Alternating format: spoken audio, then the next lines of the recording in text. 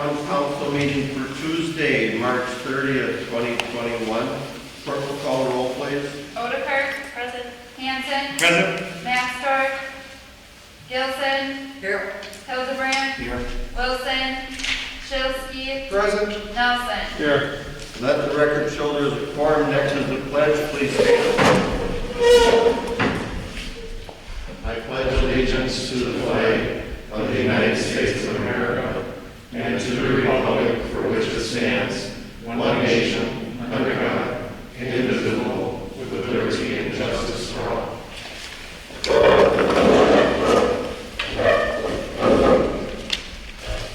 Next on the agenda is the approval of the consent agenda. The chair will entertain a motion. Alder Hanson, you had a... I move approval, but I would like item E off for discussion. For the alders, this is how we have an item moved down for discussion. If that's the approval of the vote, as Charlie has asked to move it down, we still vote. And if the vote is no not to move it down, then it's taken up. But let's move it down. We need a second. Second.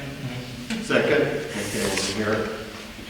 We have a first and a second to approve the consent agenda with moving item E as echo, approved application for event, Dyer Dies Open Disc Golf Tournament at Meyer Park, down to item 5. Any discussion? Clerk will call the roll on the motion as stated. Nelson. Yes. Hildebrand. Yes. Odekirk. Yes. Hanson. Yes. Shilsky. Yes. Gilson. Yes. Motion carried, thank you. Moving on to item 4, this is the audience portion where we ask people to sign in, even under COVID conditions, and be recognized by the chair. Nobody signed in tonight, but we do encourage you to sign in and participate in the council meeting. Moving on to item 5 this evening, we removed from the consent agenda, and I'll call on the motion maker, Alder Hanson, after we read it. Approved application for event, Dyer Dies Open Disc Golf Tournament at Meyer Park. I will note that we have the organizer in the audience this evening, and with that, I'll ask Alder Hanson to make a comment as why he wanted to move this down, and then we'll entertain a separate motion to vote on this item. Thank you, Mayor Coleman. I called Dick to ask him a couple questions on it, and he was going to come this evening. We have not had a Frisbee tournament before at the Myers Park, and there's some restrictions that might come into effect in this, and so I've asked him if he some questions. One of the questions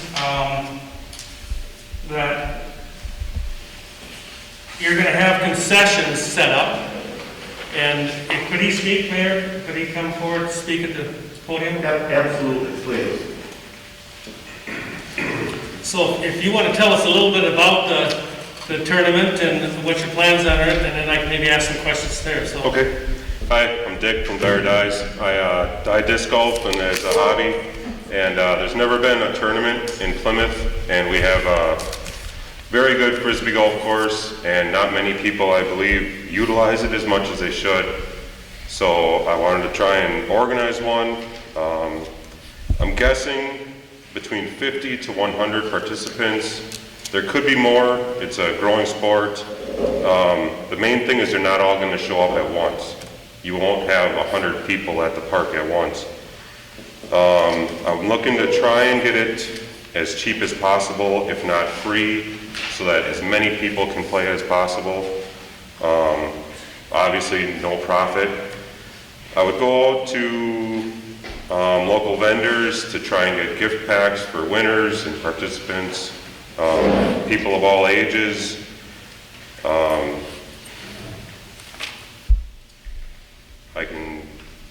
take any questions. What involvement would the city have to have in this as far as barricades? I know there's maybe potential barricades or Yep. canopies. So, all the canopies for the few vendors I would ask to have there, some of my main sponsors would be More Frosting Please, would have concessions, food. The other side downtown was looking to have like some clothing available. It would all be in like awnings, like tailgater style awnings, a little 10 by 10 set up, tear down real quick. I would ask maybe if you guys have an extra sign that says no entrance for not that someone gets confused and drives on that walkway. And then I would provide a spotter for by the bridge. There is a hole that goes over the sidewalk. So 9 times out of 10, every Frisbee golfer watches for someone to not be walking. But I would have a spotter there, just in case, the odd chance, a pedestrian, someone walking their dog, can you hang on, or, hold on up there, so. And then, the restroom facilities, I would hope would be open. Otherwise, I'm just pretty much asking for permission, not that all of a sudden all these people show up downtown at the golf course and they get in trouble, you know what I mean? What about insurance? I go through American Family Insurance and I have it all set up. However, I cannot get it until 30 days prior to the event. $1 million coverage. I believe I submitted the form, correct? Yeah. I think it's a great idea, utilization of the 18-hole course that they have there, and I commend you on trying to undertake that. You mentioned before that you haven't done something like this before. So I have not, so it's a learning process. That's why I'm trying to keep it cheap, you know what I mean? Like I've been in other tournaments and you sign up and there's a limited amount of participation. And this one I want to try and anyone walking up can join, you know what I mean? We could do pre-registration if you choose, but basically, if someone's out there enjoying the park, get them exposed to the sport. And this is on a Saturday, 9 to 5, That's a rough time, yeah, 9 to 5. I mean, the facilities will be opened, or? Well, it's in August. August 7th. It's the back will be open. Yep.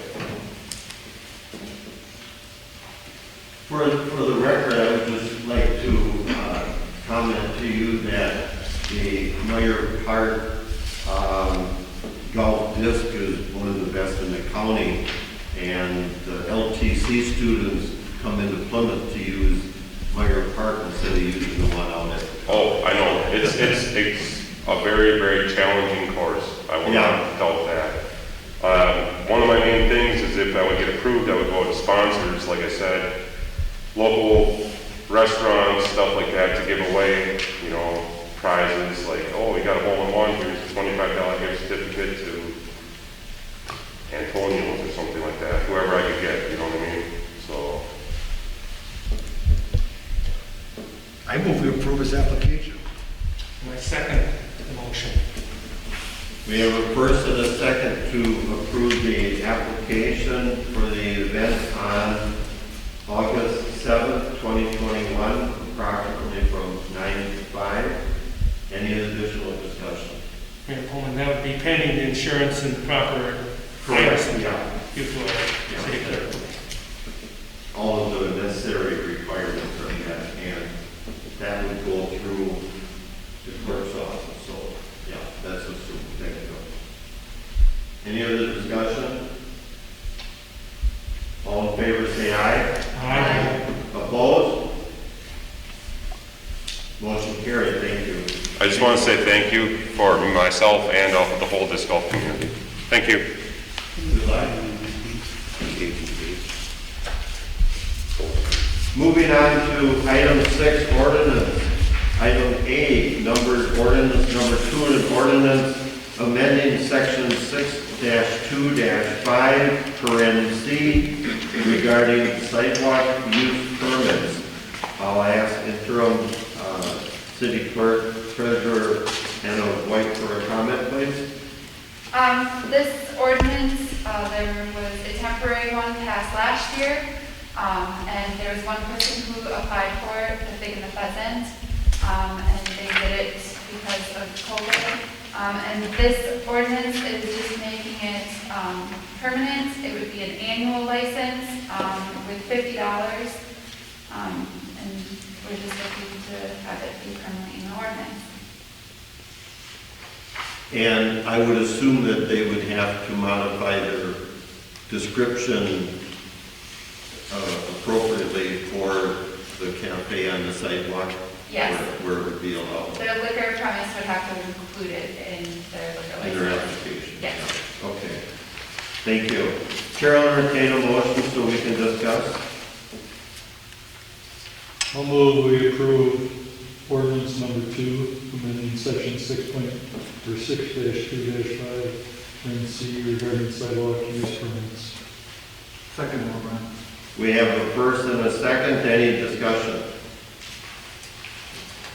Clerk will call the roll, please. Hanson, Yes. Shilsky, Yes. Gilson, Yes. Nelson, Yes. Odekirk, Hildebrand. Motion carried. Thank you. Moving on to item B, ordinance number 3, an ordinance amending section 2-2-10 and 2-2-13 regarding common council meeting and quorum. I'll ask City Administrator Jordan Skiff for a brief comment. Thank you. Yeah, this was something that was brought to my attention as the one-year anniversary of some actions that you took last year is coming up. You may remember that with COVID, there was an emergency declaration declared for the city, and one of the parts of that was to allow and even encourage virtual attendance of city council meetings and standing committees. That was set to expire, or it is set to expire April 20th of this year. And so Director Austin reminded me that that would be good to either extend or take some sort of action if we want that to continue. And so in dealing with Attorney Fieber, she noted that, we're no longer under the emergency declaration. So the best way to continue this, if this is your choice, would be to have it just be part of the ordinance. And so one thing that I did want to point out, there were a couple of versions of this flying around late last week. And so if you're not seeing the latest one, and I can put it up on the screens if you want, it does refer not just to the city council, but to standing committees, which according to our ordinance basically is the finance and personnel, as well as public works and utilities, as you mentioned today, Mayor. So essentially the way that this is drafted is that there would be an indefinite continuation of the ability to join city council meetings and those standing committees virtually, as well as the ability of the chair or the mayor to declare having virtual meetings. And so that's all fine with me. There was some conversation about possibly having a sunset on this, so it's not just indefinite, but maybe we can see if that's something that a majority of the council would like to see changed. But that's a summary of how how it's been drafted to this point. Thank you, Administrator Skiff. The chair will entertain a motion so we can discuss. Motion to discuss. Second, Gilson. We have a first and a second to, in this case, approve the ordinance as it's currently written for discussion, subject to change. Am I saying that correctly? Because they just said motion to discuss. We really can't have a motion to discuss. We have to discuss the topic at hand, which would be the ordinance as presented. I would suggest that you allow the older person to clarify or amend his motion, because, I think it's appropriate. I was just gonna have a motion to at least we can discuss it before we have a motion to accept it. Well, And that's how you do that. Now, the suggestion from Attorney Paul is that you make a motion to approve it as it's written, and in the discussion, we can then amend the language if that's what, as Administrator Skiff said, the majority of the council desires. If I make a motion to not approve it. You can do that too. And then we discuss it, can that motion be No, changed? if you make a motion to not approve it and it's seconded, we vote, we have the discussion and vote on not passing the And ordinance. then we go back to a second motion. It'd be dead. If it didn't pass, it'd be dead. Or your Or, motion didn't pass. and then we come back. If somebody moved it back for us. So, I would make a motion at this point not to approve it. okay, We can discuss it first. then we would have, does the second still want to second the motion with the modification? Yes. Okay, we have a first and a second to not approve the ordinance as written, and now we have discussion. Correct? Yes. Yes. Okay. All right. So since you made the motion, you get the first shot over the bow. I did the motion not approve because I don't think it should be indefinite. I mean, it has to come to an end at some point, and making it part of an ordinance means we still have to come back and then eliminate it from that ordinance. Such as, Robert's rules, I think in the past, and I've been on council, and we couldn't even have people call in to make their vote. And I mean, that can't be a continued thing. Now we're given an opportunity definitely for anybody to do it virtually, anybody to call in and make a vote, whether they're here or in Alaska, And that shouldn't be, I mean, we should put a specific date to it. That's my concern. Robert's rules of specific date. Say it's 4 months from now, we can reevaluate it. And if it has to continue another 4 months, we reevaluate it, and we continue like that. But to make it permanent, I don't think it's right. Second, you get the second shot. I agree. Yes, second. Any additional comment? No, I think that's a very good point. Okay. First and second had their chance. I'll open up to council members. Alder Hanson, you want to go first? I disagree with the motion to not approve it. I do not see a time limit necessary for it. Thus, I would approve it, I would move that we approve this and that be perpetual. And have it included with it, the personnel and the public works committees, if we get that far with it. So, but I would vote no on this motion. Any other comments? Go ahead, John. Oh, no. Yeah, I mean, it started because of COVID and it's fine, but it's really a great benefit to be able to join in virtually when you're on vacation. Or if you're not feeling well, but you can still sit at your computer monitor and participate and vote in the meeting. There may be times if you don't allow this that we just won't have a quorum because 3 people are out for the evening for whatever reason. But I see a lot more benefits than I see harm. I really don't see a negative to allowing people to join in online to the meeting. I mean, what's the difference? You have the technology now, you can see their face, their reactions to stuff, that they're able to participate. We didn't have this technology before, at least didn't use it. So now we have it, and I think it's wise to use it. So I'll be voting no on this. Alder Wolfert? I agree with a lot that John has said also, that, this is, COVID's really changed our perspectives on a lot of things. I mean, we wouldn't have considered calling in or going virtual before, but we found that it works. And it doesn't really there's no harm in continuing the process, like others have said, to allow people who are sick they can't make it, or the weather, they can't make it because of weather, whatever the case may be. Yeah, it just seems like it would be a good way to keep warm, keep people involved. And also, I mean, on occasion, I can't make it to a committee meeting that I'm not a part of because I'm making dinner, whatever the case may be. It might be nice to call in and listen in versus, having to be here in person for something like that, so. Any other comments? Alder Hanson? Yeah, I asked our attorney, is there anything that would be illegal to have it perpetual?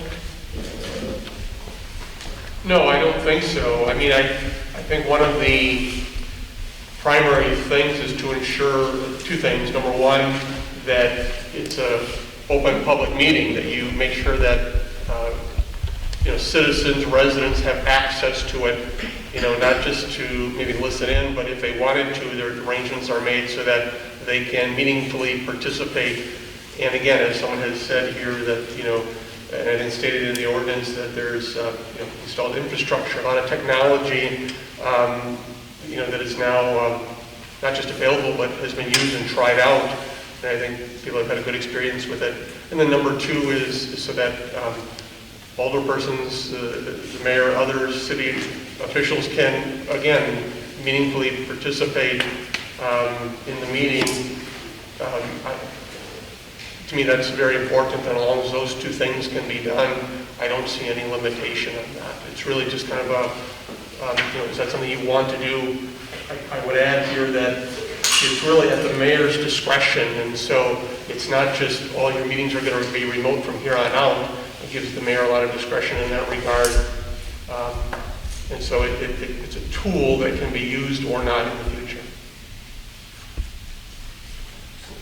A question on that then, so if the mayor stated that it's not going to be virtual, then you could not have it a participant, is that what you're understanding or not? That is, and I'm just a disclaimer again, I'm filling in for Ms. Bieber, Attorney Bieber, and I didn't have a hand in drafting this. But yeah, I think that's the best way to interpret that. It's really up to the mayor's call. The mayor who technically calls the meeting, I guess, and then the hand in setting the agenda, in his or her discretion, whether a remote meeting best serves the public health and safety.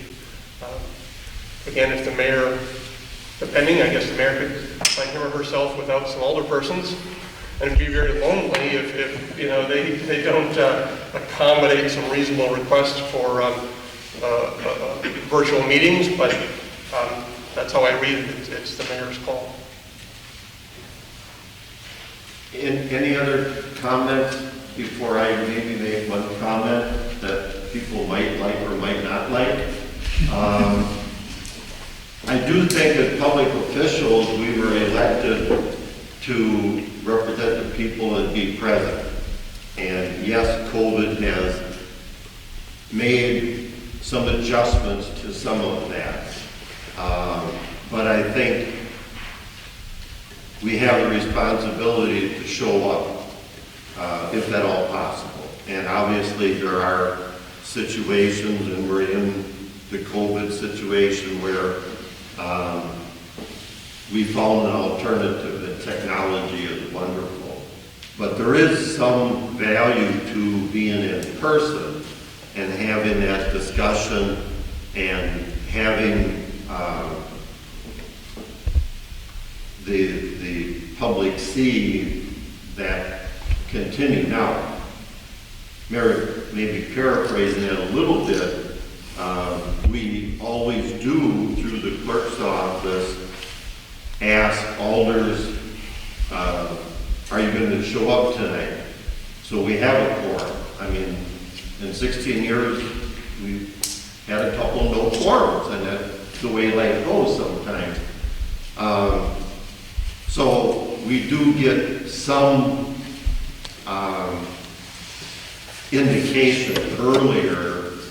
The agenda comes out on Thursday, the meeting's tonight on Tuesday. We find out that as we're getting the agenda ready, Hannah finds out, well, you know, so-and-so can't make it, this one's here, this one's on vacation, and quite honestly, if Anna was to tell me that, you know, are we gonna get the meeting done? And the answer is, you're darn right, we're gonna have a meeting, one way or the other, and we've never arrested anybody, chief, have we, to bring them in?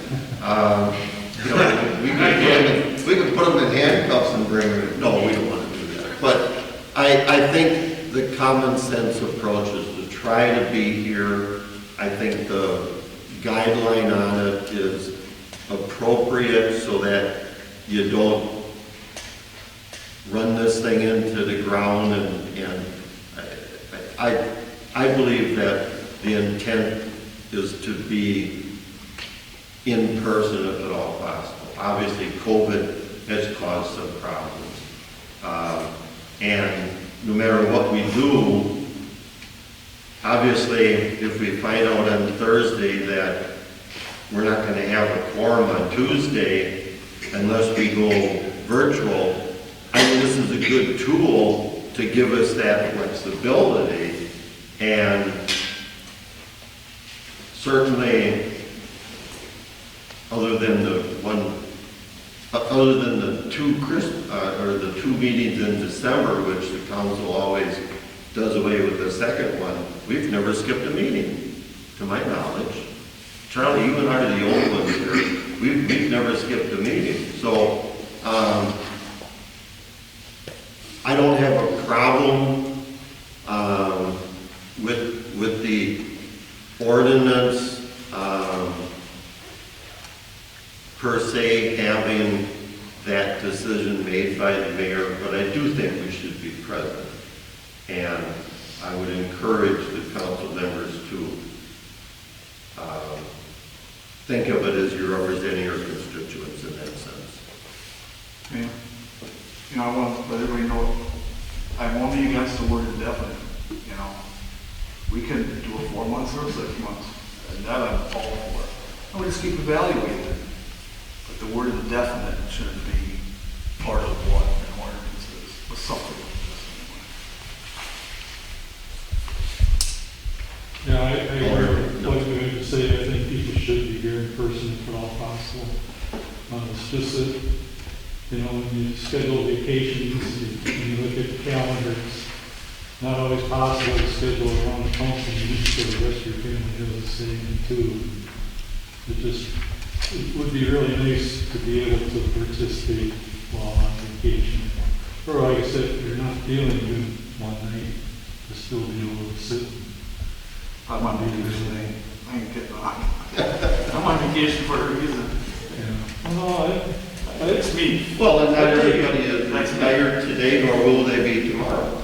I mean, we'll have people that are working all the time on council, and we've had it in the past, and they adjust their schedules to,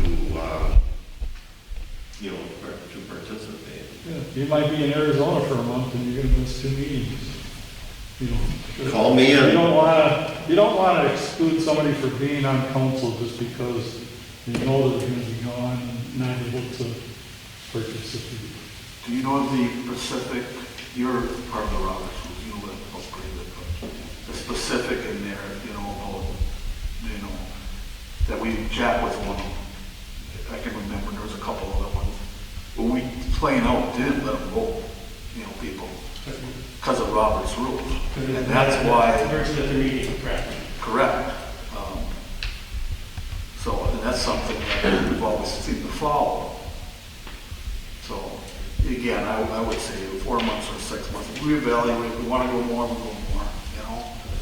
Let's get rid of the word indefinite. Any other comments? Caller Hanson? Yeah, I guess I can't agree with the motion as such, because that doesn't bring it up at all.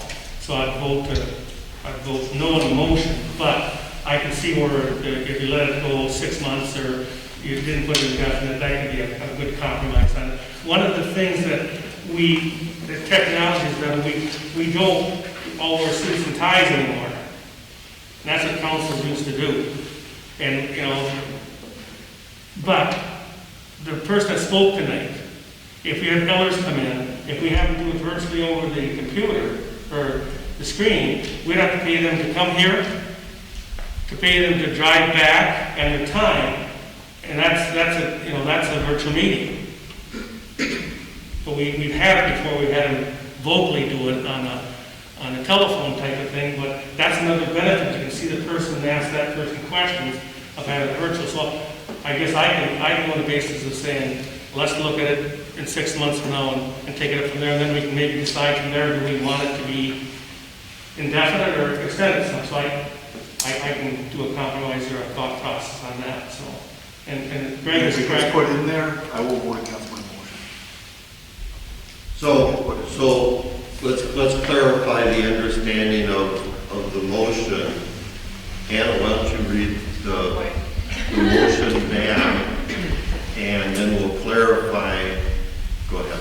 Okay, so I have that the motion was to not approve the ordinance.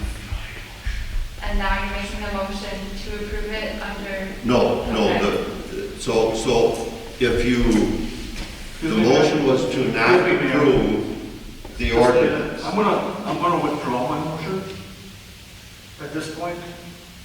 I would like to too, because it's so confusing. If we're Let's gonna start agree, over, right? if we're gonna agree to put something in there, we can bring up a different motion, and that motion will be towards the information of getting rid of the indefinite and something. I mean, and then we can. We do have time before the new council. Here's my comment. On the 20th of April, we have the signing day swearing in of the new council members. And this current one extends past or to the 20th. So my suggestion would be that we bring it back for the new council, which is the second half of the signing day, as they will be the ones who participate in the next council going forward, and that'll give us time to digest it and see if we can't put the language together for, say, 6 months and then review it. How's that? So would you like a table? So we voted down, And I'm thinking if we can, And it gets brought back up again, and everybody can take a and vote. this one dies, and we rewrite it with the 6-month language, and we bring it up on the 20th. And I think it could be a relatively simple change, and Attorney Fiske can correct me if I'm wrong, but the way that it's worded now, the fifth whereas says the common council wishes to continue to allow remote attendance at council meetings for the foreseeable future. That could be amended even tonight if you're interested, to say until, and we could find the date 6 months from now that works for that. Or another clause could be added, basically saying this ordinance will sunset on this date unless further action is taken by the council. So I don't think it would be overly complicated to amend this tonight and approve it.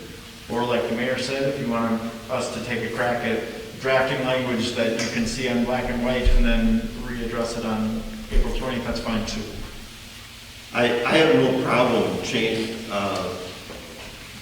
it tonight and moving forward if 6 months is agreeable. So, this for questions right now, if my motion was to stay, Diane second, instead of taking it away.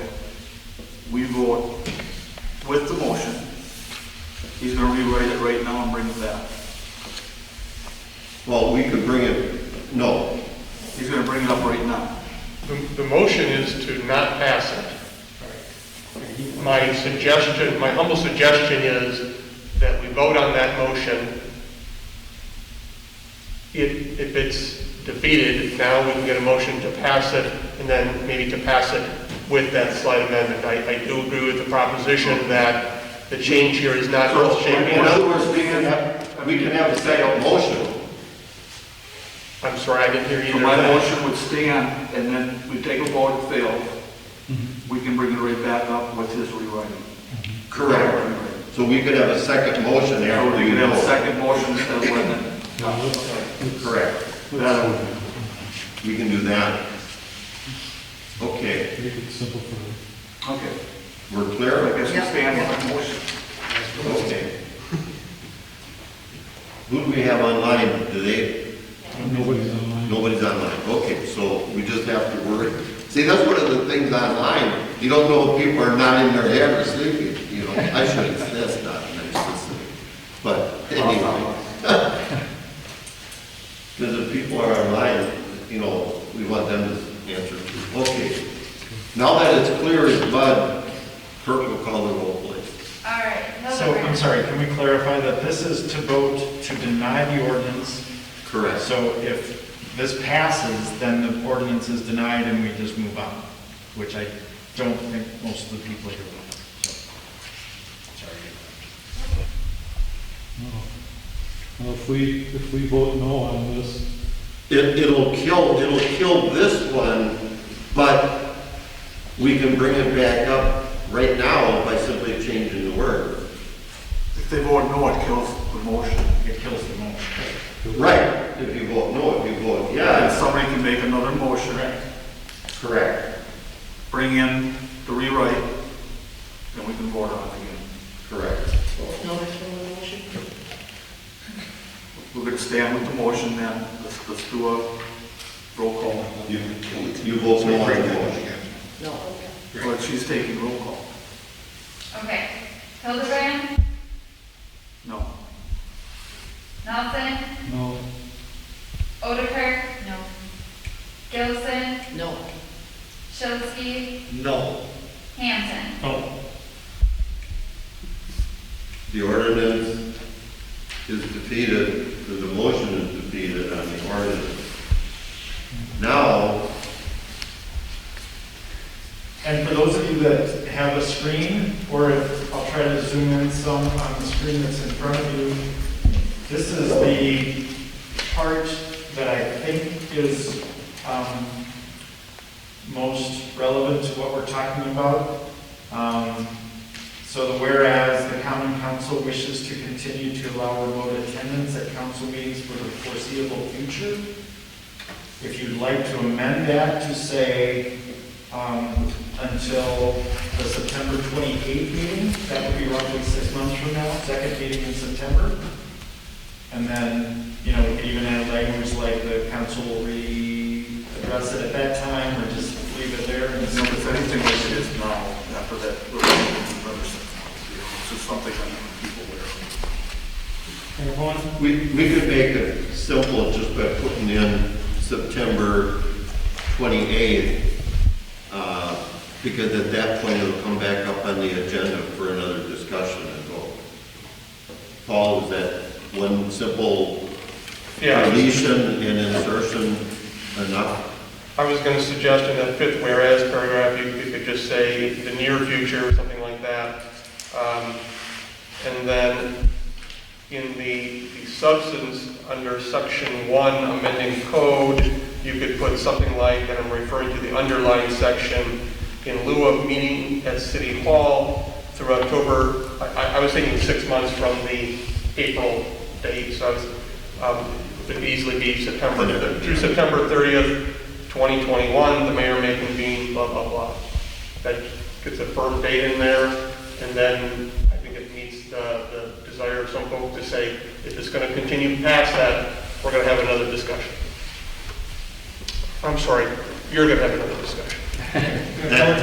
That would be October 26th. And my suggestion is to make it the end of the month. Murphy's Law is that will be the one where you've got some other meeting that happens, and now you're kind of wondering, wait a minute, can we do that one or not? So we have 2 meetings a month, that's our second meeting of the month, So we just rather say than a date. through September 2021? Is that how you would recommend wording it? Through September 30th. I so move, Mayor Pullman, and I'd like to add to it that we have the personnel and the public works included in that part. That is the current language, Is it? which is standing committee. Oh, With the rewrite. So those of you with a device, The original has a standing committee, there's two, so that it's both of them. Yeah. so if you have a screen in front of you, what's in yellow is what Attorney Fever had put to add standing committees. And what I've tried to highlight in green is what we've been talking about now, to basically have this run through September 30th of this year as Attorney Dursky recommended. I'll second that. Okay, we have a first and a second to approve the ordinance number 3 as rewritten, as our city administrator and Attorney Paul have indicated, through September 30, 21 as being added, and in the whereas above, until the near future is inserted instead of Foreseeable future. foreseeable future. So let Paul glance at that in a minute. He's not online, so, but is that read okay? Okay, we got thumbs up from the attorney on that, okay. Good. Any additional comments, questions on the rewrite? Hearing none, I'll let Anna catch up with her hand scratching. Call the roll, please. Gilson, Yes. Nelson, Yes. Oliver, Yes. Hildebrand, Yes. Hanson, yes. and Chilsky. Yes. Motion carried, thank you. Good discussion, and I think it'll serve us well as we go forward here, so thank you. Okay, moving on to item 7, new business. Item 8, discussion of downtown design guide, confirmed process, status update for ad hoc committee, and I'll ask our city administrator to give us a brief summary. Oh, and I'm embarrassed because my computer just died. So rather than go look for an extension cord, which I can do if there's anything that you want to see online, so I apologize for that. So does anybody want me to go grab an extension cord, or I can see if the discussion leads to the need for that? Let's see if we're going to send you out of the room. There you go. And so many of you are probably familiar with this. These next two things are a couple of initiatives that my predecessor had been working on before he left. The first one on the agenda, and I apologize, it's the second one on the memo that I prepared for you. But basically, there's been a discussion in the past about forming a downtown design guide. The first kick at this was back in 2013 when the RDA put together a pretty extensive document to be considered. It was never voted on. I'm not sure all the history of that, but I think it was running into some controversy, and so it wasn't voted on or officially approved. Probably about a year and a half ago, my predecessor kind of started up that conversation again. The RDA, the Redevelopment Authority, was interested in seeing something like this come together again. So Brian, my predecessor, reached out to Bay Lakes Regional Planning Commission, which offers planning services for our region and a good partner for the city in the past, and I'm sure in the future as well. And essentially, Brian got from Bay Lakes a proposal to update that downtown design guide that had been first drafted in 2013. The cost is just under $10,000. Bay Lakes offered a $1,200 basically free credit for some of their services. And so about a year ago, Brian brought to you the thought of doing this again based on the RDA's feedback. And there was discussion back in February of 2020 to form an ad hoc committee that would guide the work of Bay Lakes and the community as something like this came together. That ad hoc committee was going to have 7 members, 2 from the Plan Commission, 2 from the RDA, and then 2 representatives of the downtown business community, as well as the mayor. Again, last February, it was decided that Alder Nelson would be one of the Plan Commission representatives on it, as well as the mayor, of course, and then Carol O'Malley, who was at that time an owner of a downtown business, was selected as well.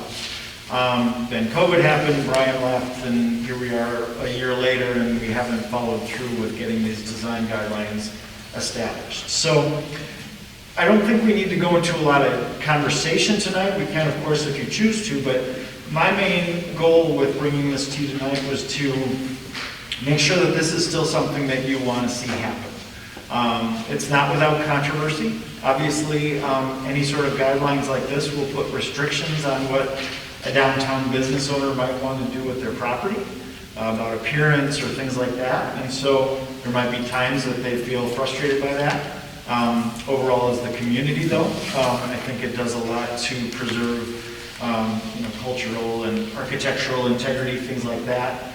And so it's kind of at your discretion whether you want to see us as a staff continue to work with Bay Lakes on something like this or not. I have gotten an updated quote from Bay Lakes, simply because their former one was a year old. And the price is still just under $10,000. It's about $1,200 more than it was a year ago. There was some questioning back about a year and a half ago about whether these are standards that have to be met, whether they're guidelines that are recommendations. And so looking at the 2013 draft, they tried to distinguish things like if it said standard, then it was mandatory. If it said guideline, then it was recommended. It looked like the RDA was intended to be the one to review applications and make a recommendation. The Plan Commission could be appealed to, I guess, or could grant a waiver if the owner didn't like the direction they were given from the RDA. There's a lot of really good stuff in here about, just overseeing the river area. There's a map in that 2013 document that shows the area that's envisioned to Collins on the south, I think to Main Street on the north. And so that 2013 document has a lot of good information. And so I'd be happy to forward that if somebody is interested and doesn't have that. But essentially, again, what I was hoping to hear from you tonight is this still something that you want to pursue? And if so, I would propose that we reach out to Bay Lakes and restart that process, and that we restart the process of appointing people to the ad hoc committee, identifying people for the ad hoc committee. So I guess with that, I'll just see what feedback you have for me on that. Thank you, Administrator Skip. The one comment that I would have, and then maybe open it up to the alders, in 2013, I don't remember us being historical certified. I think that came after 2013, where our downtown, both state and federal, is a historic district, which,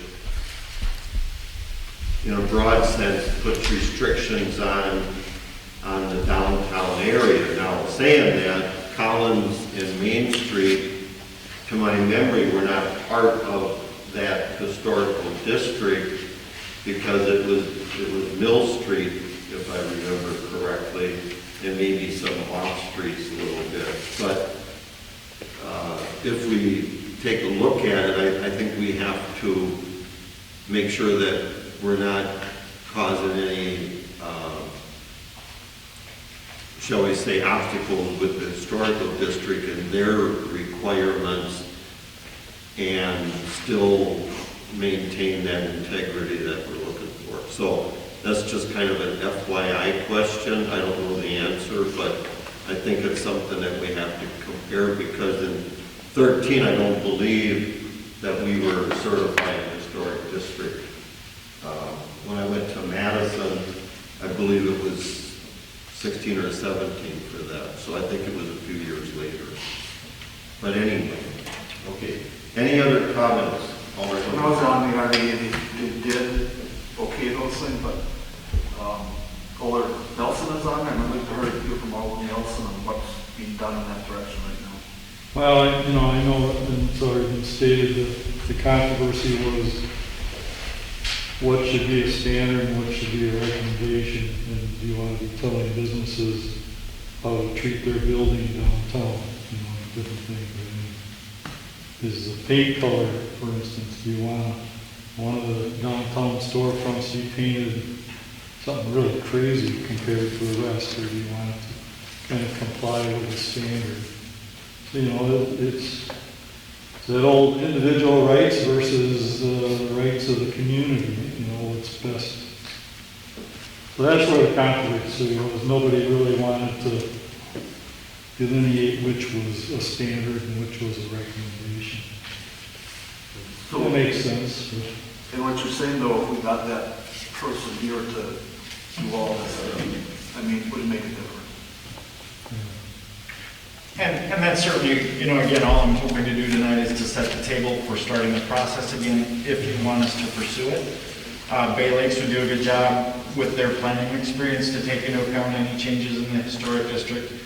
We would make sure they knew about the ad hoc committee, so they would account for interacting with them. And then really that question of, maybe most of what was originally envisioned as a standard becomes a guideline, so that it's a recommendation, not a strict mandate. And that's, I think, entirely at our decision as a community, as your decision as a council. You want a recommendation as the RDA from something like that, or don't you? That's what I'm going off of.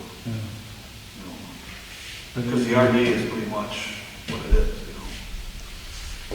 If we don't set some standards, then things could happen out there that we really don't want to have happen.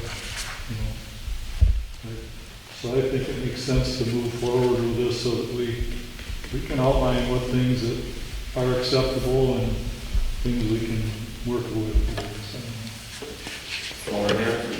So we go ahead with this plan, I understand we do, and we come back, the council approves this.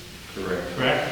And then the RDA follows those guidelines as our approval says for this.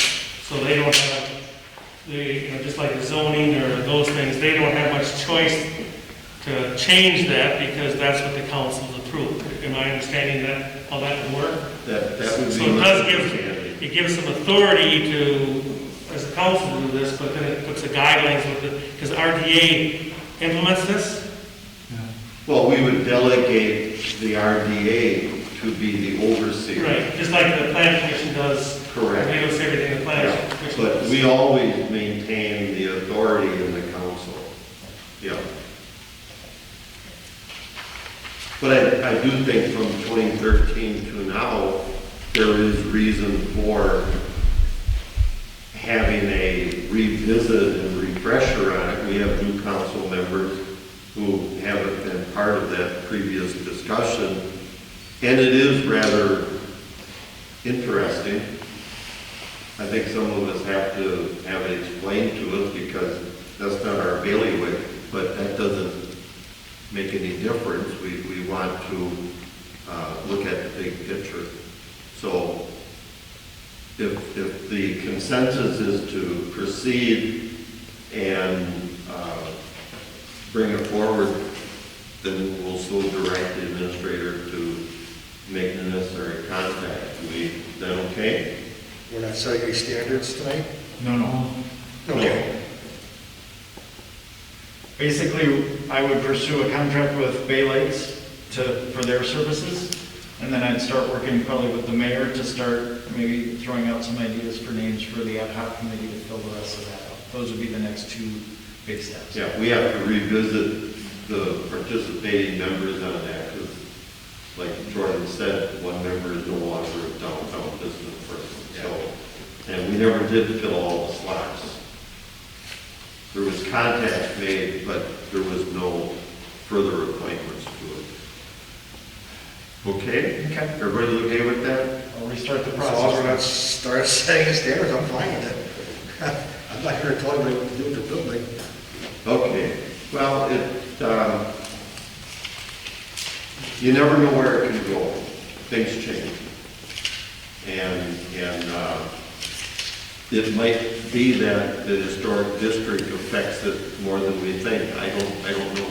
I don't remember us being certified when that happened the last time. Okay, thank you. Good discussion. Can we move this, or will we? No, just discussion. There was So no then vote on we're it. not tied to it. Right. No. We would bring back to you appointments to the ad hoc committee, and we would bring back to you probably a contract with Costs. Right, yeah, we're not approving the contract. Yeah. Okay. Moving on to item B, discussion of smart growth plan update. Again, Administrator Skip. Thank you, and again, this is more of a discussion, and all I'm looking forward to, again, tonight is just a kind of consensus that it's okay to move forward with a contract with Bay Lakes to update our smart growth plan. Many of you are probably familiar with smart growth plans. These are required by statute to be done every 10 years, or updated every 10 years. Our original was 2001, updated in 2011, so it's time.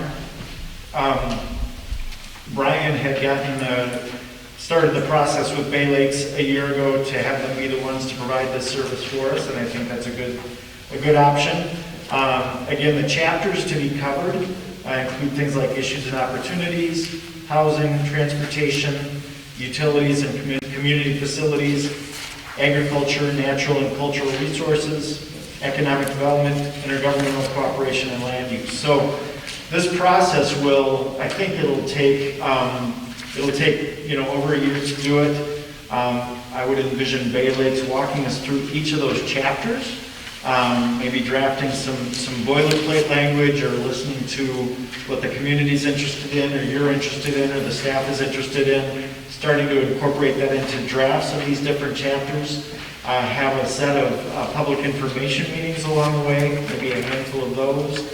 Definitely update you guys, update the Plan Commission as we go, and hopefully at the end of that 12 to 18 month process, it's a good comprehensive plan that will guide the city for the next decade and beyond.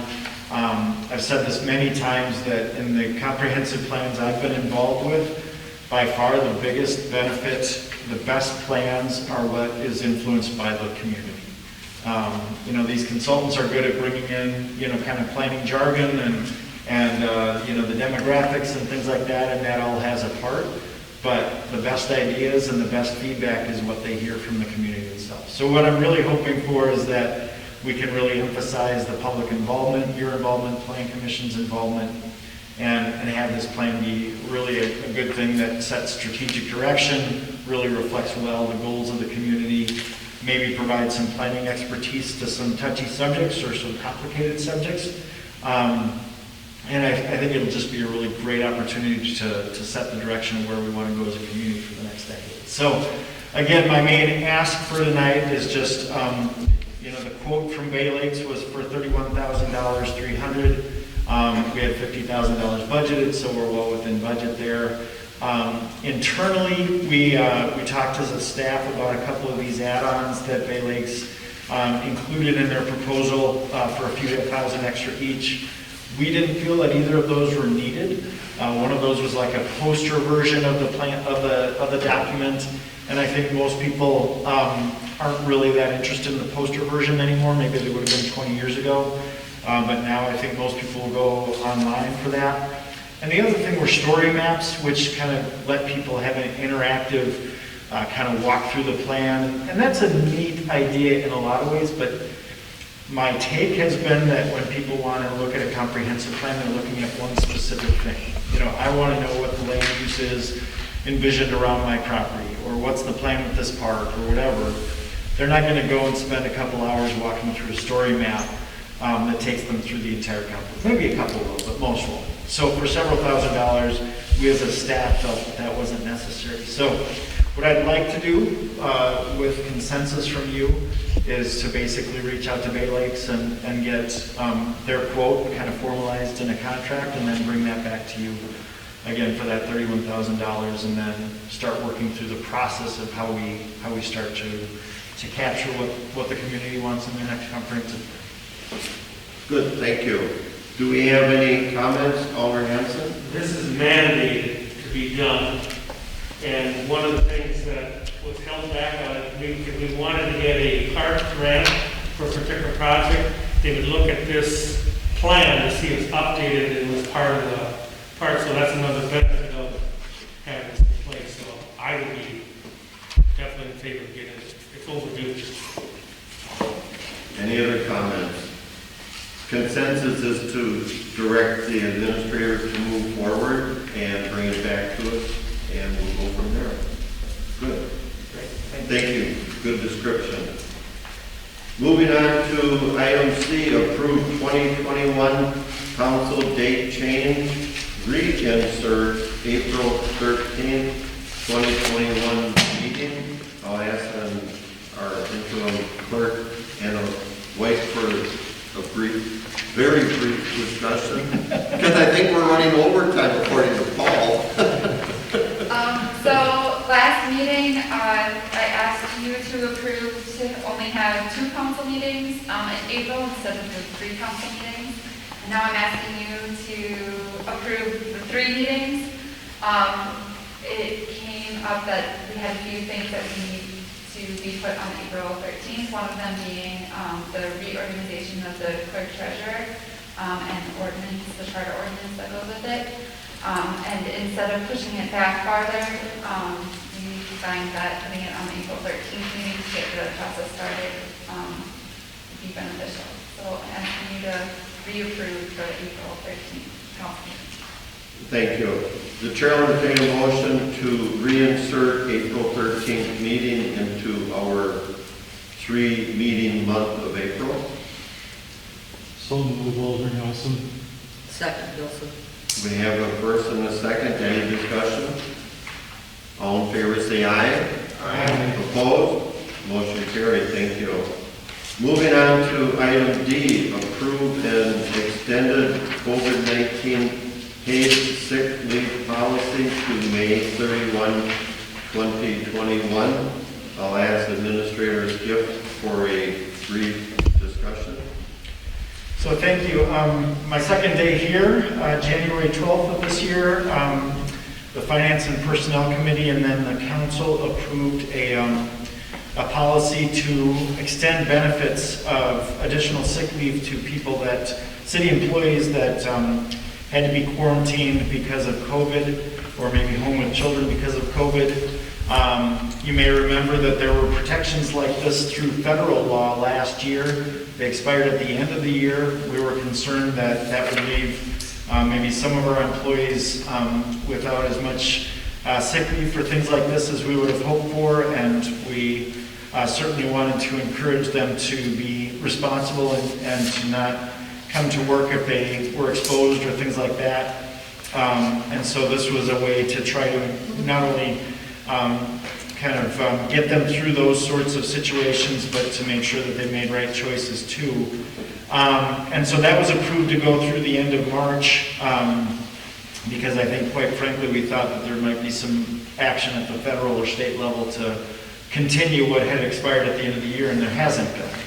Obviously, the situation's changed quite a bit since then. A lot of people have been vaccinated, and so we certainly don't see a need for this extending too long into the future, but we also know that many of our employees either haven't been vaccinated yet or at least haven't finished the series of vaccinations. And so we wanted to do something to extend this at least some. When we drafted this revised policy, we thought maybe 2 months would be a good time frame to extend that.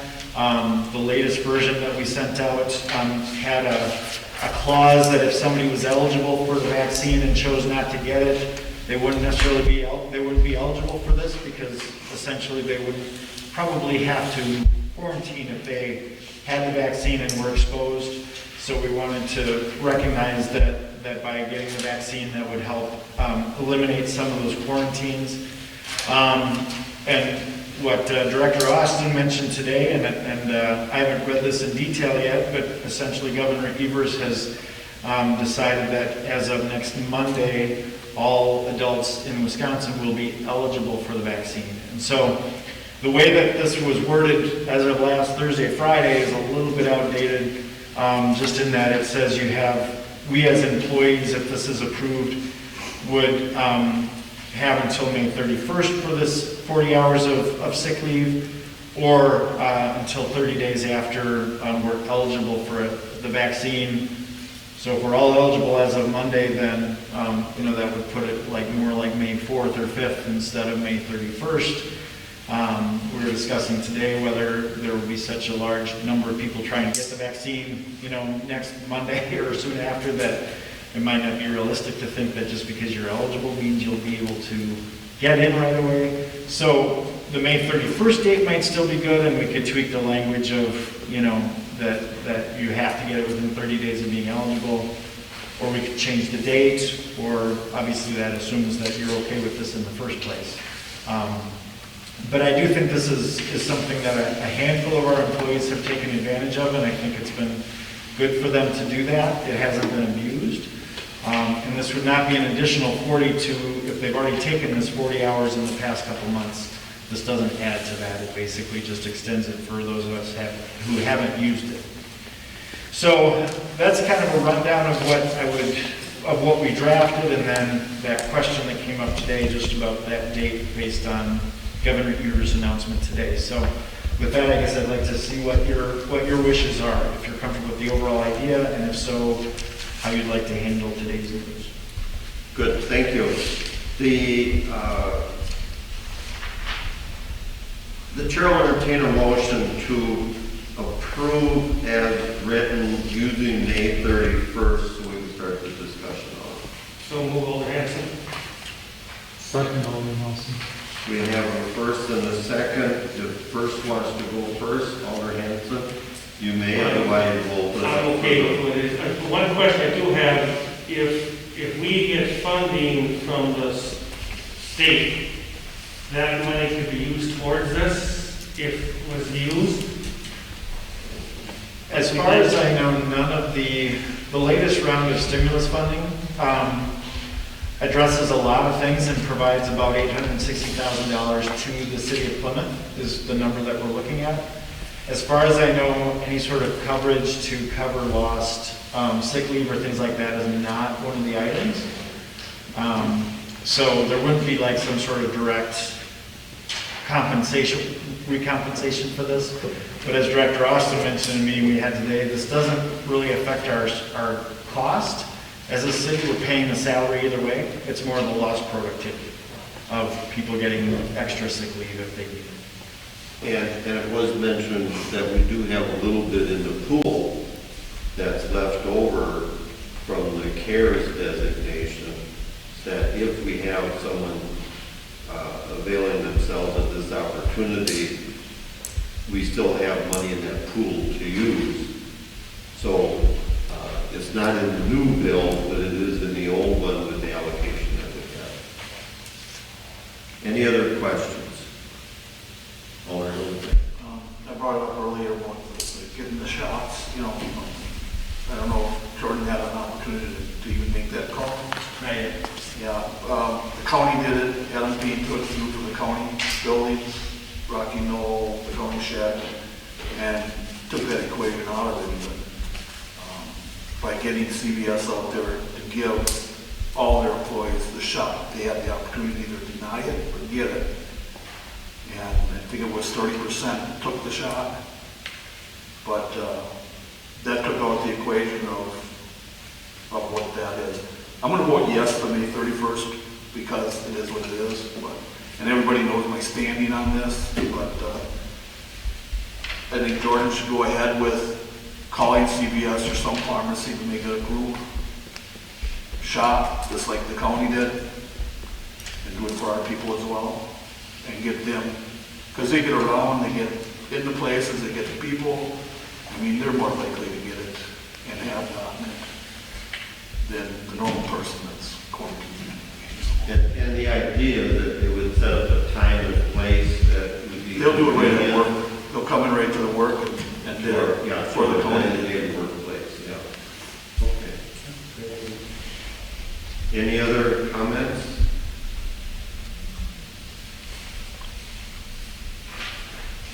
We're not really involving money here. I won't call for a roll call, but I will call for a yes or no. So all in favor, say aye. Aye. Opposed? Motion carries. Thank you. Moving on to item E, approve the purchase of international truck from Lakeside International LLC in the amount of $98,876, and the truck body and snow removal equipment from Monroe Trucking Equipment in the amount of $96,799, for a total truck price of $195,675. Director Austin, please. Thank you. So as part of, I don't think it's on. It's not on. So as part of the 2021 capital improvement plan, dollars were allocated to replace one of our 5-yard plow trucks and dump box.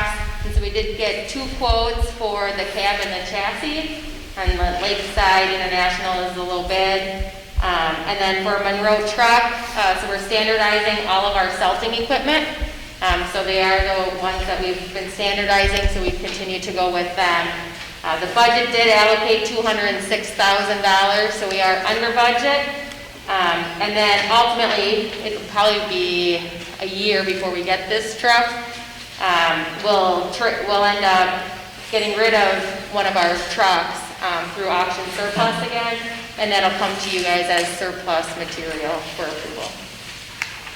Thank you, Director Austin. With that, the chair will entertain a motion so we can discuss. Motion to accept as written. We have a first and a second to entertain the motion to accept the 2 bids combined totaling $195,675. Any discussion? One quick comment. Alder Hanson. So we're not gonna get it for a year, does that mean we're not getting any snow? That's not part of the motion. Discussion. Any other comments? Clerk will call the roll, please. Wilson, Yes. Bilski, Yes. Hanson. Yes. Hildebrand. Yes. Gilson. Yes. Nelson. Yes. Odenkirk. Motion carried. Thank you. A reminder that the next motion will be to adjourn until Thursday, April 13th at 7 o'clock. Tuesday? Chair will entertain a motion. Motion to adjourn. Second. We have a first and a second. All in favor, say aye. Aye. Opposed?